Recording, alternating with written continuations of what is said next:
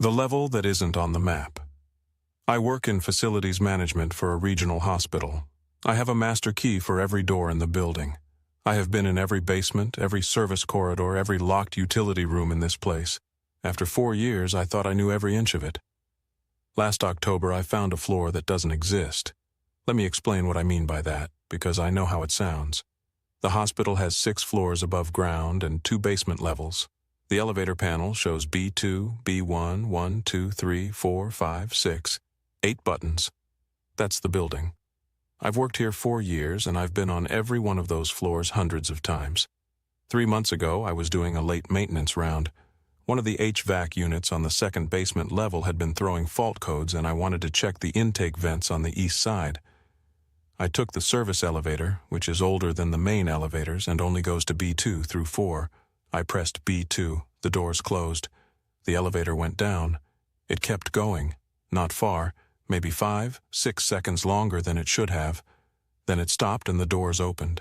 I assumed it had malfunctioned and gone to some kind of sub-basement. Maintenance level, maybe something added in a renovation that hadn't been fully mapped. I'd deal with the confusion later. I stepped out. The corridor was concrete, fluorescent lighting, the older kind that flickers slightly at the edges of your vision. The floor was clean, not dusty, not disused. Clean. Someone had been through here recently, or it was somehow still on a cleaning rotation. There were doors on both sides, standard hospital doors, the kind with the long lever handles and the small wire-reinforced windows set into them. I looked through the window of the nearest one. A room. Hospital bed, stripped. No mattress, just the frame. A chair beside it, one of the standard visitor chairs you see on every ward. Nothing else. The overhead light off, the room lit only by what came through the window from the corridor. I tried my master key on the door. It didn't work. Not that it was the wrong key. The key went in, it just didn't turn. Like the lock was a different system entirely. I went back to the elevator, pressed B2 again. It went up, a normal distance this time, and opened onto the familiar B2 corridor with its exposed pipes and the smell of bleach that's always down there. I stood in the corridor for a moment.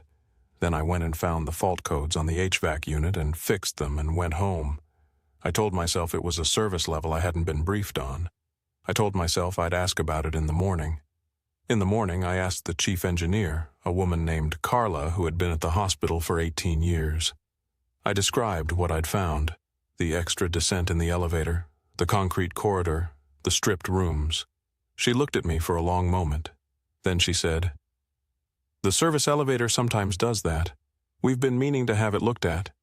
I said, "Does what exactly?" She said, "Goes to the wrong floor." I said, "What floor does it go to?" She picked up her radio and said she had a call to take. She walked away.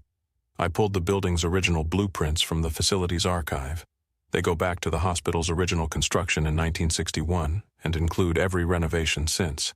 I went through all of them. No sub-basement, no service level below B2. According to every blueprint on file, the service elevator goes to B2 and stops.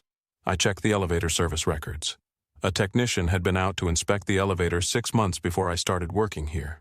In his notes, under the section for anomalies observed, he'd written one line. Indicator shows below B2 on occasional descent. Mechanism unclear. No fault found. No fault found. I've been back in that elevator dozens of times since. It has never gone to that level again.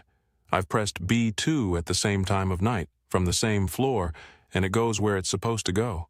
But last week I was in the basement checking a water pressure issue near the east wall of B2, and I noticed something I hadn't noticed in 4 years of working here. The east wall of B2. Concrete, painted gray, pipes running across it. Standard. Except the distance. The east wall of B2 sits further back than it should if you measure it against the floor above, about 15 feet further back. There's a section of wall in B2 that, based on the dimensions of every floor above it, shouldn't be there.